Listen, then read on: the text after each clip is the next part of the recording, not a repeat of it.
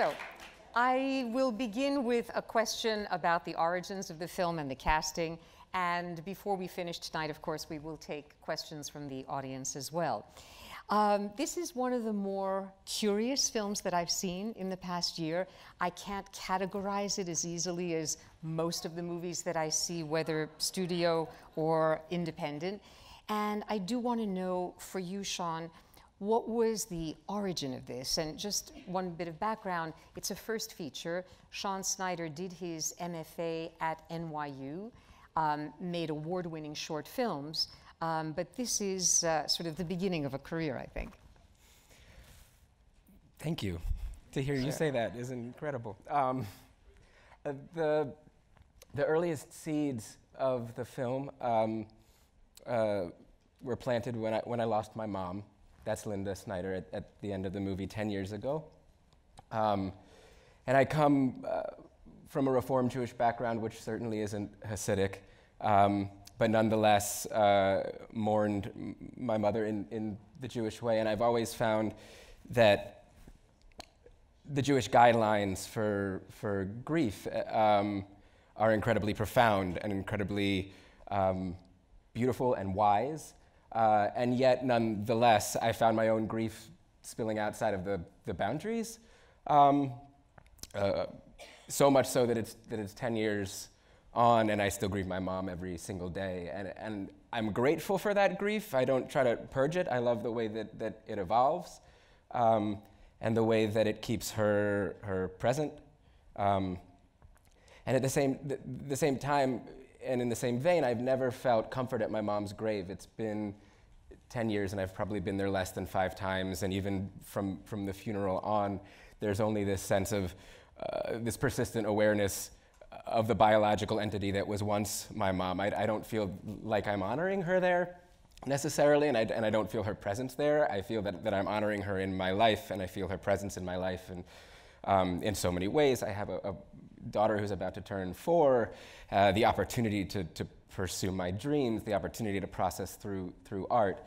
And I realized if you take kind of these 2 threads, I had these thoughts which were incredibly morbid, and you look at the Jewish timeline for grief, and it says for 7 days you do this, and for 30 days you do this, and I was finding myself grafting over that timeline. Well, what's my mom's body look like at 7 days? What does my mom's body look like at 30 days? And I think that this is a feeling and a question that we all ask ourselves and we feel embarrassed by, and we live in a society and a culture that poeticizes and tries to forestall the realities of death.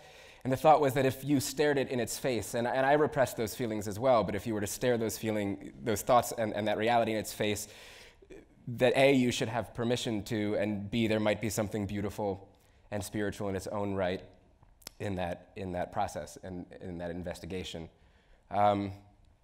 So that's where it all started. And I gather that you co-wrote the screenplay with Jason Begay. Jason Begay, who's here, who just became an uncle halfway through the screening. 2 times over. Well, good. Life in the midst of exactly. A story of death. Yeah. But indeed, this is not a film about a young man mourning a mother. It becomes very much about a Hasidic cantor mourning his wife and his rather complicated relationship to a biology teacher. And we saw tonight, clips from your 35-plus year career. I know you get offered a lot of stage and film roles. What led you to accept this particular role of Albert? Well, I thought it was very interesting. I had never read anything like it, and I met Shawn and liked him. I'd seen Saul. What's it called? I forgot. Son of Saul. Right, which was so wonderful, and I wanted to work with Géza, and I liked the script. I thought it was a very good-hearted and very.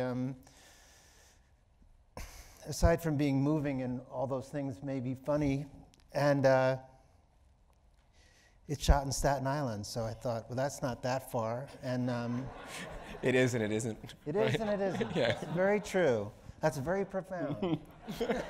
Staten Island is very far away in a lot of ways. I didn't know that when we started making the film. And Géza, I don't know what this looked like on paper, but you imbue the character of Shmuel with such a personal intensity. When you read the script, you felt that you would be able to connect to this character, or was it also that you wanted to work with Shawn? Right away. Right away. Yeah, I joined this project really early on. I actually grew my beard for the role. This was my own beard, and it took me a year or something. And the first... How long did that beard take? The length of that beard is how long? I would say a year. A year. Yeah. Yeah, the payas wasn't mine, but the Those beard were was glued on. I saw them glued. Yeah, that was fake. And the first version of the script I read was much more lengthy, so I can say that was really great that we drank lots of coffee, and I really became a friend of Shawn and Jason as well, and talked over certain things. We had to, as you know, this is a $1 million movie, very, very low budget. And so we had to cut it down. I mean, they had to cut it down. And so I was a fellow traveler of the shaping and the morphing of the script.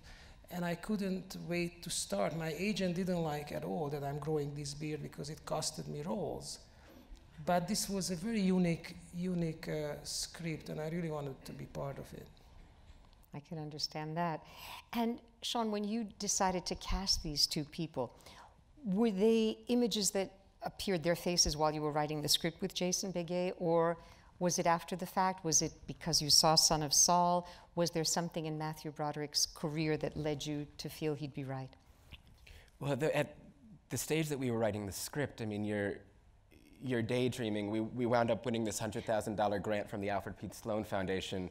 And the plan A was always to go off into the woods with my film school classmates and shoot this movie for $100,000. So almost, you're daydreaming, but almost protectively, you're not putting faces there because you want to keep it pure and you want to keep your aspirations realistic. When Géza and I met early on, it was because of a mutual friend, a mentor of mine at Sony Pictures Classics, and they had just purchased Son of Saul at Cannes. And Jason and I had just completed the script, and he had just read the script and said, you guys have to meet. And I think we heard about each other for a handful of months before we finally met. And before we met, I got to see a press screening of Son of Saul, and we all know how heart-wrenching that film is. I feel like I was the only person who ever watched that movie trying to figure out if Géza could be funny, which is an interesting lens to watch that movie on because my feeling about it, well, there's nothing funny about that film, is that Géza had this Chaplin-esque control of his body. The way he skirted death and moved throughout that world was masterful and clown-like in the most beautiful of ways.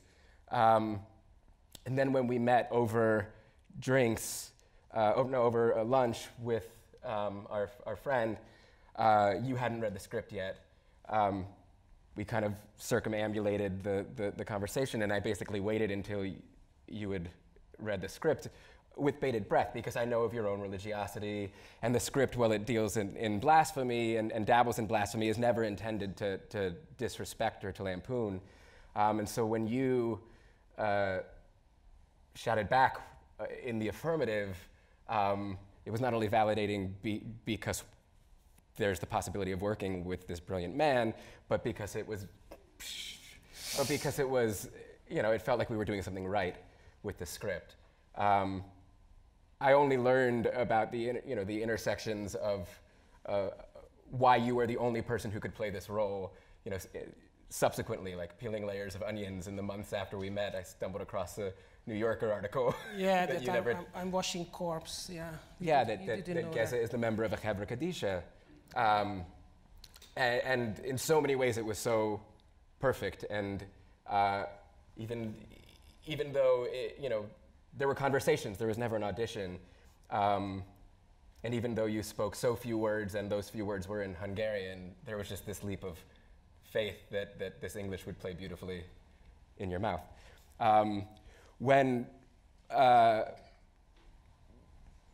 the script found its champions. We won this grant through the Alfred P. Sloan Foundation, and it was eligible for another award through the Sloan Foundation through Tribeca. And Emily Mortimer, who's here tonight, was on the jury at Tribeca, and I revere her career. And I woke up on a Saturday morning all bleary-eyed because I had my daughter was less than 1 year old, to an email from Emily and Alessandro Nivola, her husband, whose career I also revere, and Emily said that I read your script on this jury reading a bunch of science scripts, and we want to help you make your movie. And I read it again, and I read that email again. And we met a week later and found all of our sort of kindred spirituality.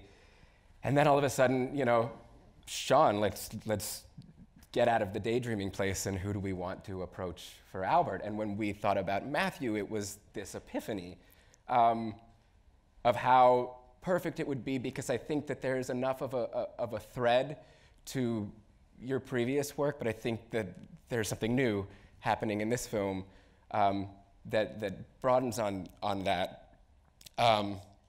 And then we met, obviously, and felt kindred, and this sort of leap of faith that we dived into it together. And these two are an odd couple on screen, in some ways an odd couple in life. And I remember you saying at some rehearsal this idea of how do we, you know, I was saying, how do we, you know, figure out the tone, because this is a tonal tightrope of a film, and how do we figure out the style of acting? And you said we just leap and we do it. You know, these things figure themselves out, and you kind of have faith. I will add that for both of Géza and Matthew, I think that the film is and you've said similar things, the inverse of Son of Saul in a way, which is about a man in the most inhumane conditions who insists on a proper Jewish burial, and our movie is about someone who's you know, questionably unsatisfied with a proper Jewish burial. And insofar as I haven't been thinking about Election, you know, the film about a Boy Scout who unravels and you know, becomes full-blown misanthrope. Yeah. That this is almost the inverse of. Yeah, he gets a little better. That. Yeah. That's interesting. And by the way, I just want to acknowledge, because I didn't even know they were going to be here tonight, but I'm such a fan of Emily Mortimer's work as an actor, and I think Alessandro Nivola gave one of the best performances of 2018 as the rabbi in Disobedience. If they're here, could you just stand up and take a little bow, the two of you wonderful producers? You're in the back there. Because I think every independent film needs godparents, and even though that's not the primary identity for Nivola or Mortimer, it's a very welcome identity in addition to the others. Well, okay, so we're talking about the kind of roles you've played, and I think you've excelled at playing guys who are not quite heroic. You mentioned Election. We showed a clip from You Can Count on Me, where Matthew Broderick plays an anal bank manager who actually has sex with one of his bickering employees, Laura Linney, and then fires her. Wonderful character. And then a few others that, because Helen Hunt was a guest in this series 2 years ago. Then She Found Me. You're the juvenile husband who then leaves her. I dated Helen Hunt, so that's accurate. Yeah. Well, I guess for me the question is, do you enjoy playing this kind of part, or do you wish that you were not necessarily the go-to guy for the charming Nebbish role? Wait a minute, which I lost track of what the playing, which role do I playing regret? Parts where you're either like a beleaguered husband, yeah, or very far from heroic in that circumstances kind of buffet you, and not the best traits of personality emerge. Yeah. Well, I don't like to repeat too often, you know, so I try not to think of it like that. Oh, this is a Nebbish or whatever. Like I mean, Albert I thought of as a new person, you know, and I don't try to connect them. Okay. And I try to find things that are challenging. But that said, of course, I am who I am, and I suit certain roles. And if you have any success in something, of course the instinct is to try again, you know, or both people casting you and within yourself. So you want to try to do new things and also not do such new things that you're just messing around in a way. You know, it has to be in you to do it. So you sort of gradually get out of yourself and put a toe in different water and try that and try to grow. How did that sound, Emily? Well, it makes total sense. But you also, back in '96, directed a film, Infinity, which I thought was really quite good, about the physicist Richard Feynman. Feynman. Yeah. With Patricia Arquette playing your wife. Right. And do you sometimes these days, because it's been over 20 years, feel like you'd like to direct something, whether starring yourself or not, because then you can shape it a little bit more deeply? Yeah, sometimes I think about that. I haven't for a while, but you know, acting is enough. Like, it's a full job. So that time I felt it was very hard to do all of that, to have a large role and direct and, you know, not have a lot of money and all sorts of things. But I'm always curious about it. I used to direct little plays too, which I liked. I enjoy working with actors, and if I had an idea, I just don't have an idea lately, but if I did, I would try to get something made, and yeah, maybe I would direct again. Yeah, I thought it was actually quite well directed. I remember seeing it way back when. Did my best. Yes, Géza. What I would like to see is a movie, what's going on after this, between the two of them, Albert and Shmuel. I always wonder that. Right after where we end the movie, her being buried on the island, and I wonder, are these two guys gonna meet ever again? Do they grab a coffee ever, or this is all done and it was sort of a friendship for one project? Yeah. Because I always felt, reading the script and acting also the role, that I'm kind of a bad friend. I'm taking advantage, I'm using him and really sort of like sucking all the goods out of him, and I never ask, like, what about you? Right? So now that my whole thing, wound and craziness and madness with grieving is sort of done and I sort of healed, I wonder if there could be maybe a sequel. Yeah. This is the first time in Real Pieces that I've had an actor sort of pitch the director for a sequel. This is good. I just honestly, I'm just super curious if Shmuel picks up the phone and what that conversation would look like if they're sitting in a diner and just like, now that we have nothing to do, right? Is there anything we can say to each other? I'm just curious. It's an interesting question. They're from such different worlds. You kind of have a feeling that what would happen if they met? Yeah. Probably very little. Yeah, and the ambiguity is deliberate, but there's a really, you know, I'll do it. Either beautiful. We were just at the Miami Jewish Film Festival in Florida, and some guy comes up to me after the screening and then has Facebooked me repeatedly since about, I want to see he gets married to the widow and what, yeah, and I have money. Where's my job? I'm in that. And I said that, you know, I kind of, the ambiguity is deliberate. You know, is it tragic? Is it, even if they never are friends again, is it beautiful? And I do think that there is, you know, I always kind of found this turning point in the film where your heart breaks for Albert. We on set, it's when you're dropping F-bomb after F-bomb. Yeah. And we negotiated that. I remember being on set talking about how they wanted me curse me much more. I tried to like, no, please. He's like, a I'll trade you he doesn't talk like that. But the way that I always saw it, and maybe I won you over, was that you know Albert's been trying to learn and speak your language empathetically, and it's your way of speaking Albert's language. But doesn't it happen in life that people, for example, are in army or in a war and they become so important for each other, and then they leave the army and they meet up and there is, how's the fam? Good. Yours? Good.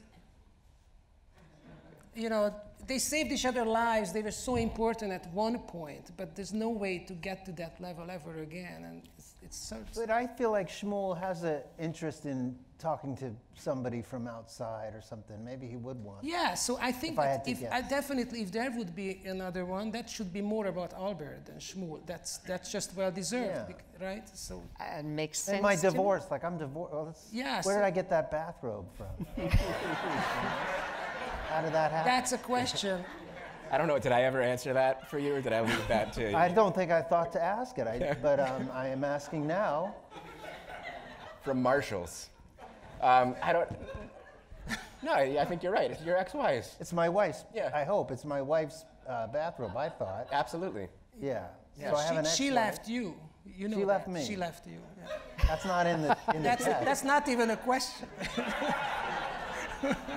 We're brainstorming. Do you have any ideas for the sequel? Actually, yes, because there's in the background the whole notion of finding a new wife for Shmuel. The idea in the Orthodox world is if you have children, and this was a little bit the background of another wonderful film 2 years ago, Menashe, completely in Yiddish, which was also about a widower in the Hasidic community who was being pushed to marry another woman because he had a son, and there was all sorts of tension. But it would be pretty nifty, especially because there's this scene of the mother of Shmuel asking Albert, "Are you Jewish?" Yes, yes. You know, they want to find a nice Jewish girl for Albert too. Maybe that could be That's a good some point idea. of departure. This is not my forte. I teach film history. So in any case, to come back to the kinds of things that really interest me. I mean, you essentially have composed a film about decomposition. I mean, there's a musical element to this film that I felt from the very beginning when you give us the two epigraphs. One is from Kohelet about dust, and the other is Jethro Tull. And after we hear the opening sounds of a hospital beeping in the background, then you have this, the female, I'm just trying to find it. Oh, yeah. The female voiceover song in Hebrew. It brings us into the Jewish ritual of preparing the corpse for burial. The washing of the corpse is accompanied also by what almost sounds like a rock song that lightens the scene.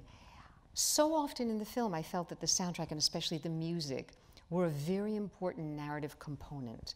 Could you talk a little about that? Absolutely. The Beni Beni, which is the song that begins with a female's voice and ends with Géza and Shmuel singing it. There's a lot of threads to go on here, but I do love this story. In the script, the movie didn't start with that song. It always ended with Géza singing that song. And when we had the idea in the edit to start the movie that way, and that maybe this is this disembodied voice of Rivka, and maybe Rivka sang this song to her sons. I had this gut instinct. I used to be a singer-songwriter, and I had this friend who's still a singer-songwriter in San Francisco, and it was her voice that I said, I think that it would be perfect, and she's not Jewish. So she had to take Géza's recording of it and learn it by, not only the words, but the exact phrasing by the way that Géza sang it. And when she sent the song back to me, it was haunting, and there was almost this epiphany that happened listening to it, because it was this female version, exactly phrase for phrase, breath for breath, elaboration per elaboration, how Géza did it. And in the narrative of the film, when you're placing her before him singing it, and then you kind of have this idea of the Dybbuk too. It's Géza who's singing it exactly like she's singing it. And there does become a question to me, about a whole other thread, the Dybbuk and the poetry and the folklore of the Dybbuk. Does grief happen when you expel the Dybbuk or when you embody it? It's almost like she's singing through him at the end. And that was all just, this whole beautiful poetic arc through music. And it was also very, very important. So the song over the Tahara, the body preparation sequence, is a Tom Waits song, Blow Wind Blow. In the original script, there were a handful of Tom Waits songs, and I had this vision that we would get Tom Waits to sing his own songs in Yiddish. That didn't happen, but the importance and the earthiness of his voice and the heartbreaking, lived-in quality of it, and also sort of the humor carnivalesque quality of the song somehow just seemed appropriate, let alone the lyrics. And as a songwriter, the lyrics are important, this idea of blow, wind, blow, and you have this idea of the wind isn't the wind of fate. And in Hebrew, wind is ruach, and that could be the spirit of God. And what is the wind that's blowing? Is it her soul leaving her body? And I worked with this incredible composer who, there was a lot of ethnomusicology in it to some extent, because I said, let's take Tom Waits and maybe we take some B horror, and then we take Jewish music, but not in your obvious klezmer way. Like how do we keep the Jewishness and the Jewish DNA there? Is it Jewish melodies played by non-Jewish instruments? Is it Jewish instruments playing non-Jewish scales? And I threw out all these abstractions to her, and she sort of pieced it together into this beautiful, haunting, poetic. Ariel Marx. Right. She's brilliant. I just wanted to say her name because we're talking about her so much. Very important point. And that song, by the way, Beni Beni, it's from my grandfather. It was a different song in the script, and then one day Géza said, try this on for size. He recorded it into his iPhone and sent it to me. Say this again, it was for your grandfather? No, my grandfather used to sing it to me. Okay. The lullaby. That makes it pretty personal indeed. Yeah.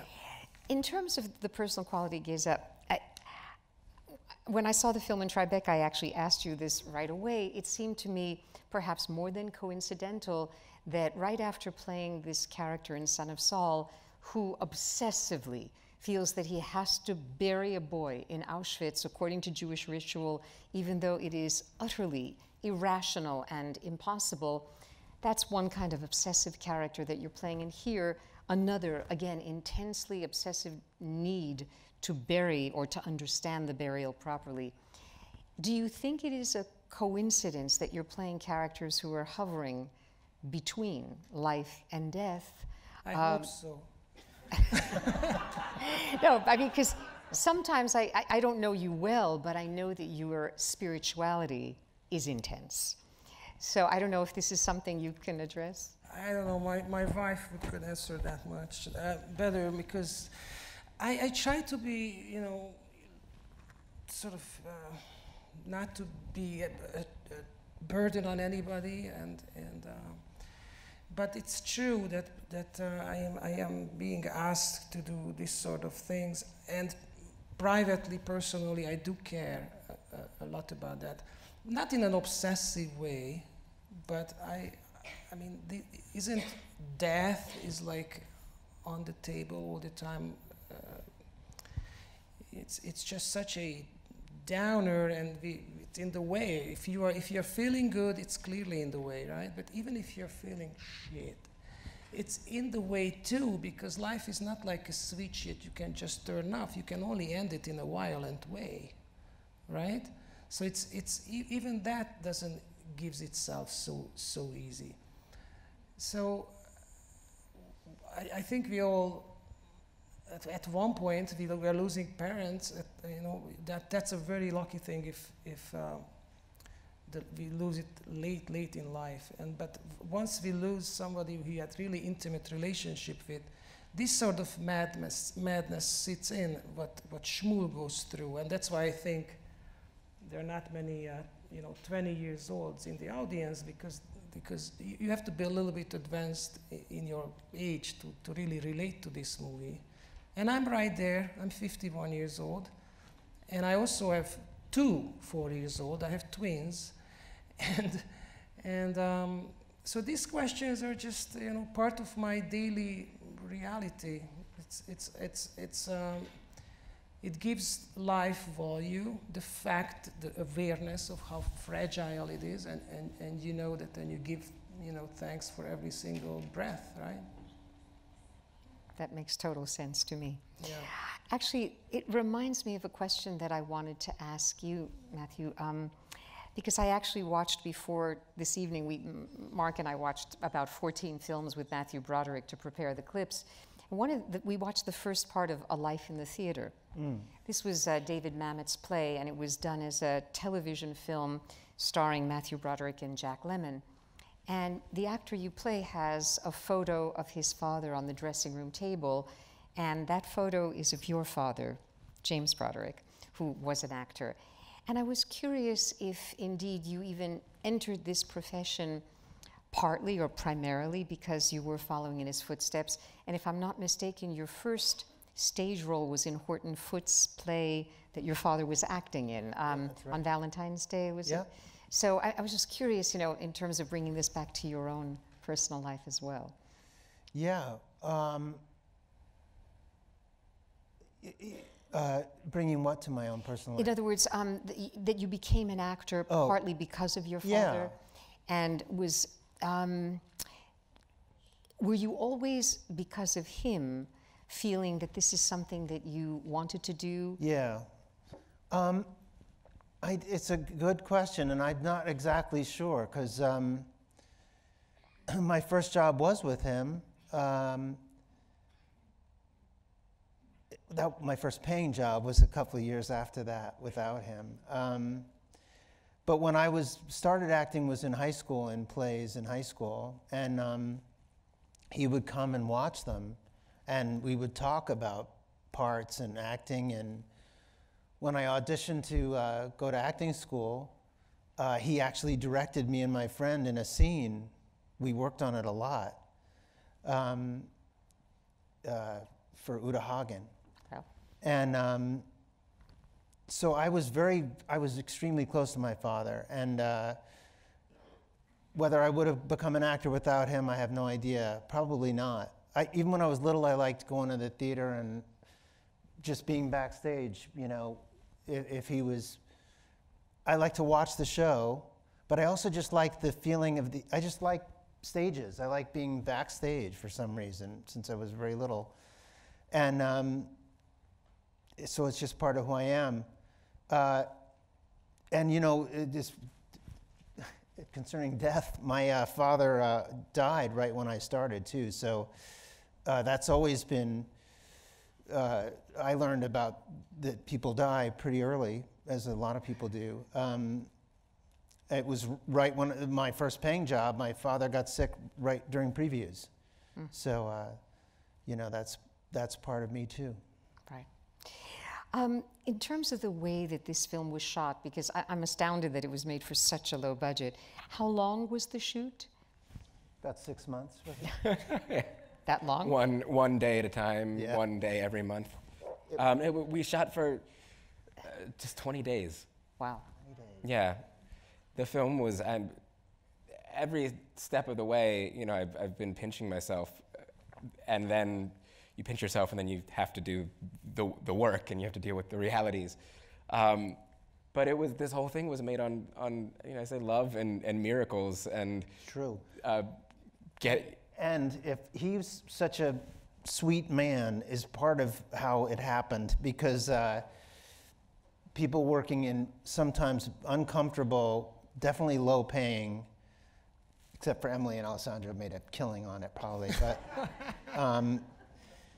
but you know, and them too though, really, everybody was working for nothing and very hard. You know, these low budget movies are every bit as hard or harder than big ones. But he's got a quality to him that everybody wants him to get it, I always felt. Right. So like the crew, the actors, everybody said, well, you know, one more, poor guy, we got to get him this thing. He's got to help him.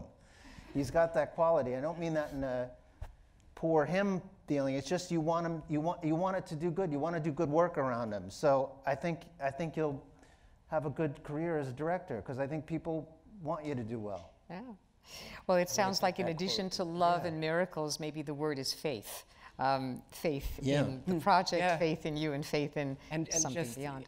I mean, to be able to work with this level of collaborator at any point in one's career, and let alone at this career, and have this level of collaborator get into the trenches, like you said, very uncomfortable. And I mean, I feel like one of the most difficult things to do as a director on this film, and maybe this is, you know, we'll see as a career moves forward, if this remains true, is everyone wanted to do their best work.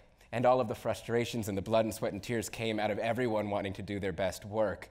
And when you're looking and saying, when you're looking, even at your production designer and saying, I know that table isn't perfect, but if we don't move on right now, if you're looking at your cinematographer with Xavi Jimenez, who is this incredible cinematographer whose work I revered and then, ended up on this film, and you're saying, I know it was a little bit out of focus, but we have to move on or else we're not gonna finish the movie. It'll be the best out of focus shot, if we get the focus, it'll be the best in focus shot in a movie that never gets finished.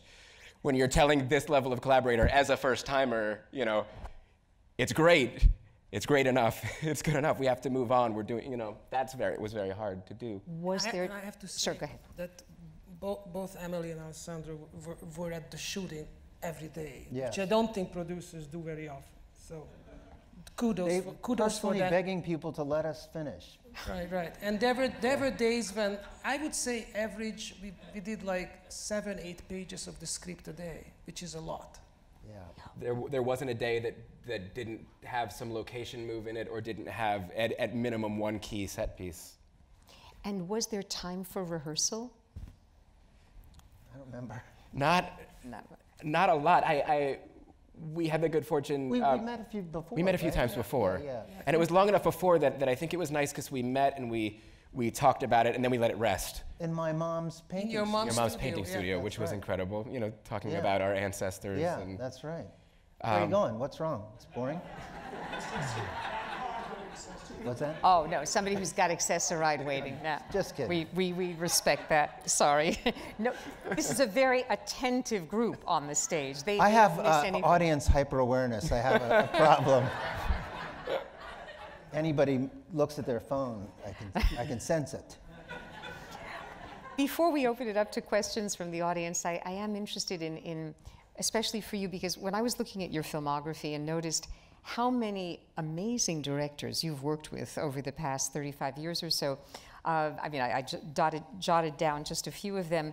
Mike Nichols, who for me is one of the truly great ones, and Sidney Lumet. We didn't have a clip from Family Business where Matthew Broderick co-starred with Sean Connery and Dustin Hoffman. Warren Beatty, that we have. One of my favorites, but we don't get to see much of his work, is Alan Rudolph. And in his Mrs. Parker in the Vicious Circle, you played Charles MacArthur. Right. Ben Stiller with The Cable Guy, Alexander Payne, Judd Apatow even for Trainwreck. Yeah. So where I'm going with this is, obviously you have this wonderful feeling about Shawn, but could you compare, what is it that some of the greatest directors have done in terms of bringing out the best in you? And what is it about Shawn that is either similar to any of the directors you've worked with or different? Yeah, they're all very different, just like actors are. They all have their own, but all good ones, they really do watch. And you have to feel that you're being watched. I don't know exactly how to put that, but you just, in a film, in a way, the director is the audience. It's all the audience you have, in a way. You want to, the actors want to work with each other, but we're also, in a way, pleasing somebody. Somebody has to say, now we move on, we got that scene. Right. So who that is vitally important, and it's hard to put it into words. They're all different. Some are great storytellers, some are great working with actors.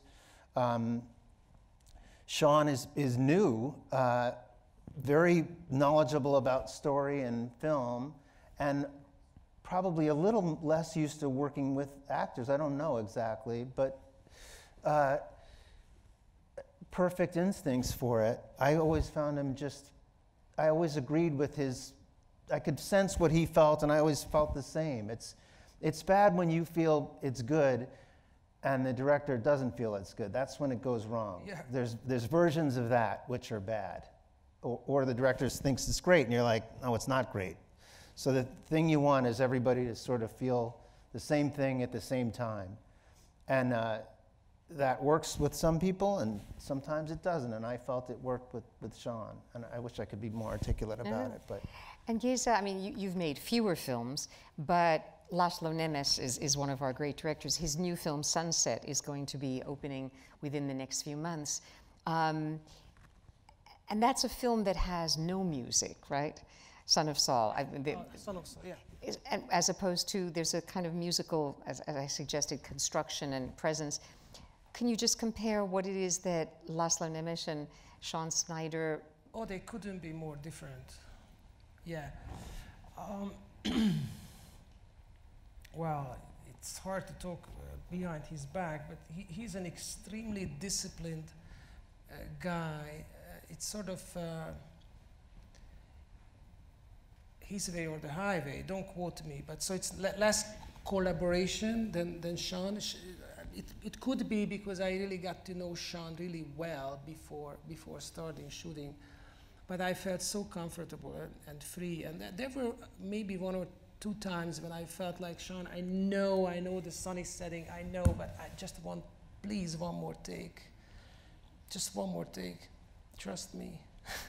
I am a rookie. You know, I became an actor in my mid-40s. I'm not at all, you know, Matthew knows the ins and outs, just an expert, his body, everything.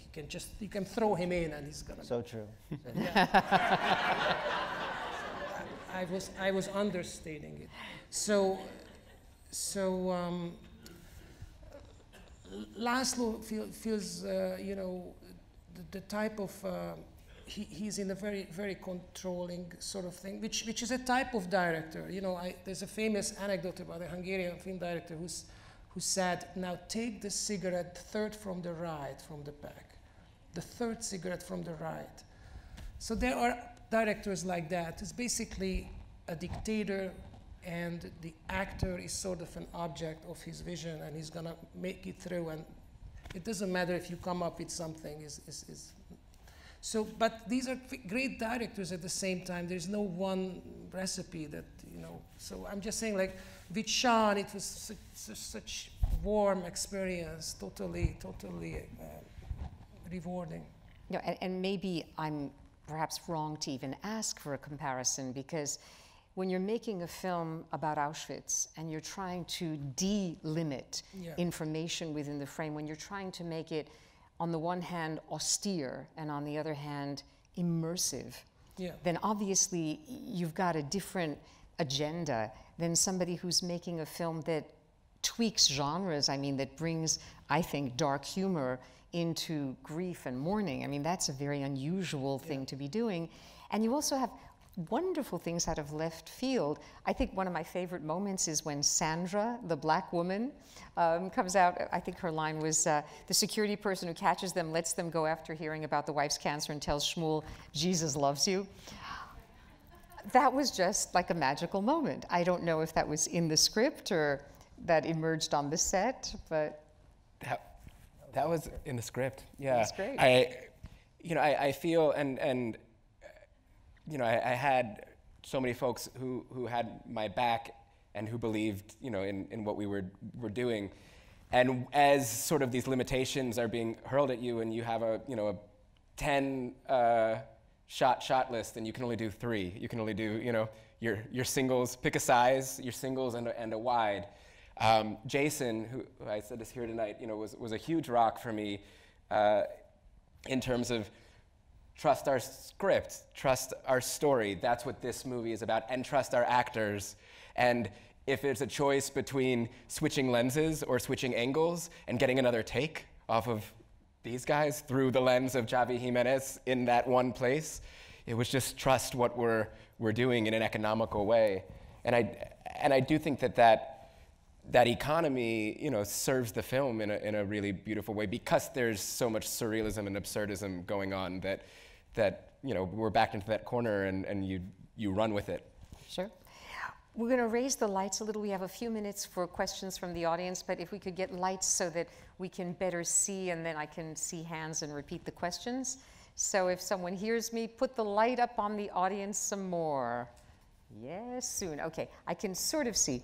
Okay, I see one hand right there, and then one on the aisle, and then there's two in the back. Go ahead. Yes? So I really appreciated the film. Thank you. I lost my mom when she was young and I was young. And so I had always wondered, what happened to her body. The same, in my mind, I went through it over and over again. I'm sure many people in the audience have similar thoughts. And I appreciated very much what you were doing. So thank you for that. Thank you. I also thought, and I have to say, I did think that there could be, as the film ended, I thought those two will stay in touch because they helped one another through obviously difficult times for both. That's what it seemed to me, that even though the film ended, Albert helped you, Warren, and you helped Albert become a better person because Albert was suffering in his. So I haven't come to my question. I will. Yeah, can you hear in the back, or should I just quickly summarize the thank you for making a film, because she also lost her mother, and the entire process of grieving, this film spoke to it. And at the end, there is the sense that these two men are not finished with each other. Yeah, and that was really, but the question remaining was that when I knew that Emily and Alessandro had been involved in the film, I wondered if Alessandro, coming from disobedience, and their sort of knowing disobedience so intensely, because obviously that's another film that spoke so beautifully on a different subject matter, but similarities went on throughout the way, dealing with the Orthodox community for one. And I guess that I wondered what Alessandro's knowledge brought to the film. So this is a question that's kind of interesting, especially because Alessandro Nivola's in the back. Yeah. Because he came to this project having just played in the Orthodox world of the film Disobedience, was the experience of that film something that he was able to bring into the world of this film? Even if it was spiritual as opposed to a practical? Well, Alessandro was cast in Disobedience after we had sort of started our venture together, and it was, and Emily had just been in a short film where she played a Hasidic woman prior to our adventure, and I think it made it rich in these spiritual kindred ways, and also in very practical ways, because we had Géza has expertise. I had done research and made some inroads into the community on the script, but it was Alessandro's consultant, who was in the Hasidic community in Brooklyn, who he worked with incredibly closely on Disobedience, who then turned around and came onto set with us and became the on-set consultant for the film, and it was very important to us that we had that authenticity. Both men had very big hearts. And both men had very big hearts in the film. On the aisle, yes? I'm lucky enough to know Shawn and Jason for a very long time, and your mother would be incredibly proud. As your father is, I'm sure. And Matthew, I was almost fired for showing Ferris Bueller to 7th graders. He says he was almost fired for showing Ferris Bueller's Day Off to 7th graders many years ago. That was a rainy day, and it was Yeah. good. But Shawn, kind of two questions for you. How did your, I know at Harvard you studied religion, so how did that inform you as to this project? And my second question is, I know Jason and you are years apart in school. How did you two work together on this? Were you in the same room working on this, or did you bounce off each other? Just to repeat, the two questions are, Shawn Snyder majored in religion at Harvard.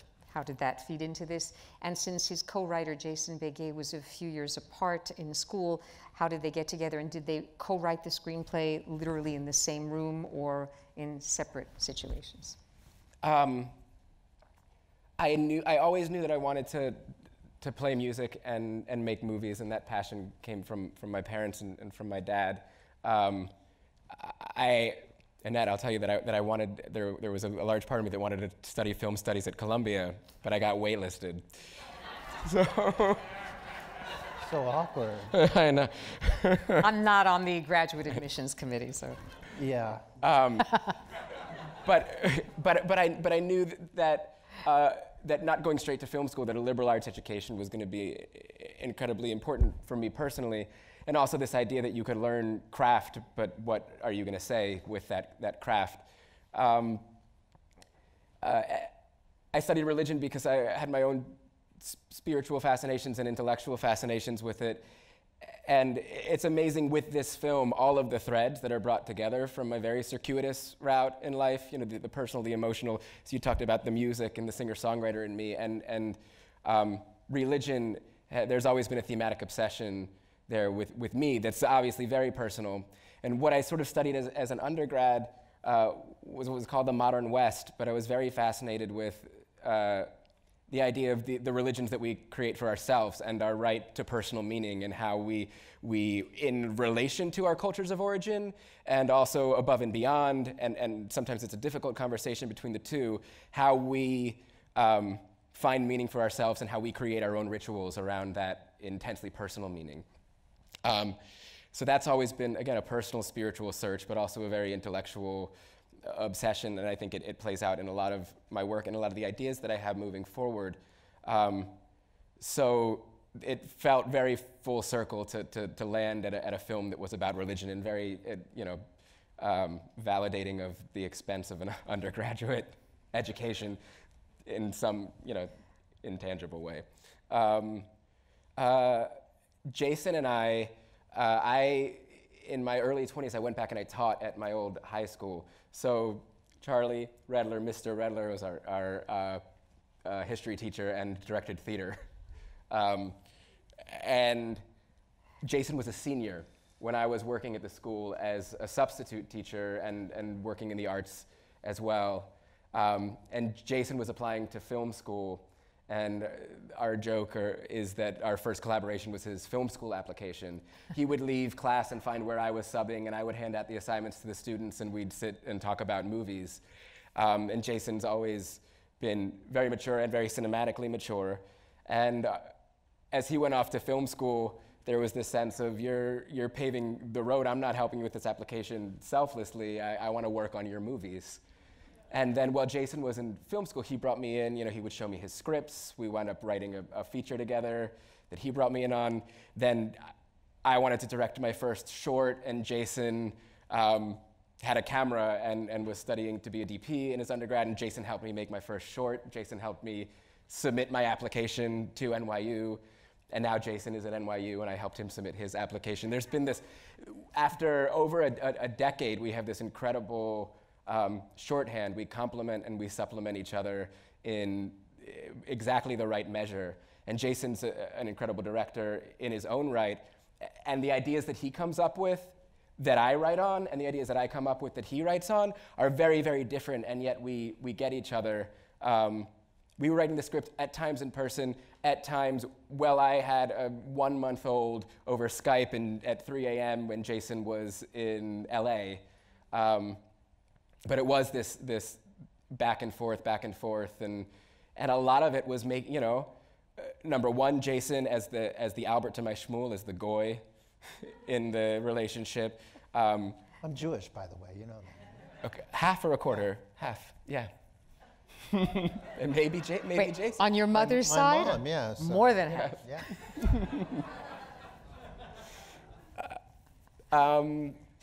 Stop the... You stopped the thought, yeah.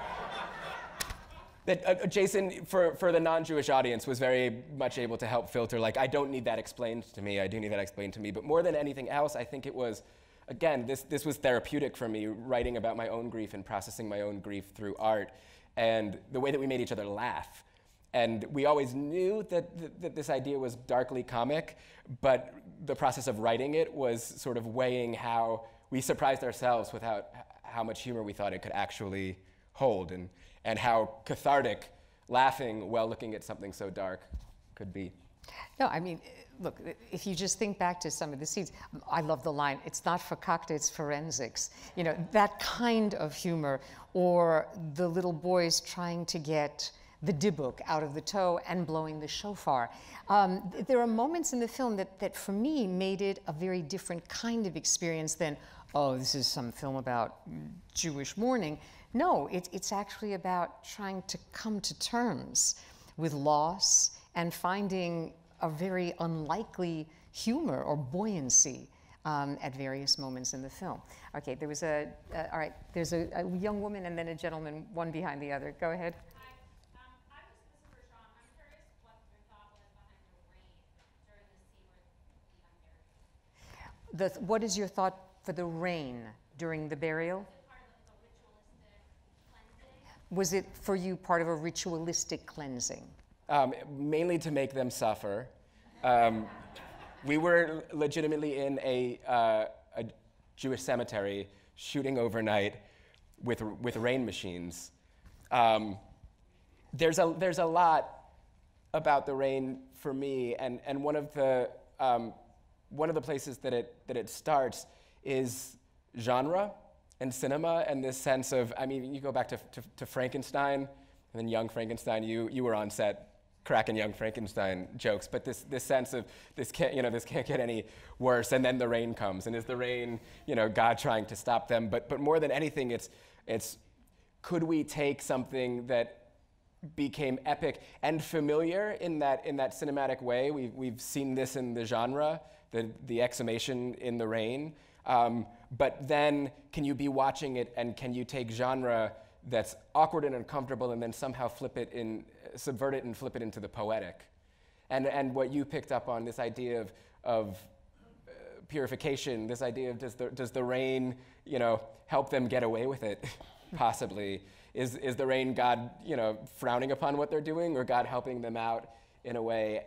Or is the rain God, the manifestation of tears in some regard? I not to get too film geeky, but think about the end of Solace, where it's raining on the planet, and this is a planet that has taken the emotions of everybody and put them into physical expressions. And does the rain then become, tears? I think that it's mythological, it's cinematic, it's poetic, and it made their lives very difficult. Gentleman there. I was very touched by the interiors, the Jewish homes. It brought back to me memories of my grandmother's house in Coney Island in the 70s. Yet it seemed to have there was a more beautiful, graceful touch to it, a little bit sparse. Can you say something about where that came from? This is a question about the decor, the interiors, which reminded this gentleman of his grandmother's home in Coney Island in the 70s. This seemed to be a bit more sparse and graceful at the same time. We did a lot of research. I brought my production designer to one of our Hasidic consultants in that home in Brooklyn, and she, while we were sitting and having a conversation about the script, she was taking, feverish notes about what the apartment looked like. And that apartment was more aged and more lived in, but this idea of the very limited art on the wall, somewhere in there, I believe, it might have been in the yeshiva where we got your friend's art. I don't even remember. I'm trying to remember where that was. That's a tangent. But this idea of the mezuzahs everywhere. Obviously, there was the plastic over the tables, and the couch, and the couch.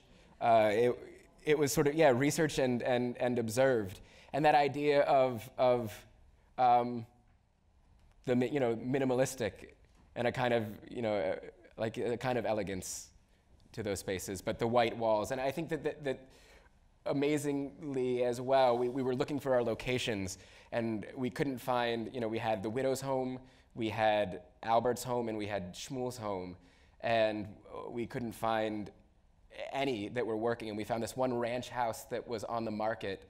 The family was selling it because the grandmother had passed away, so they had their own grief story.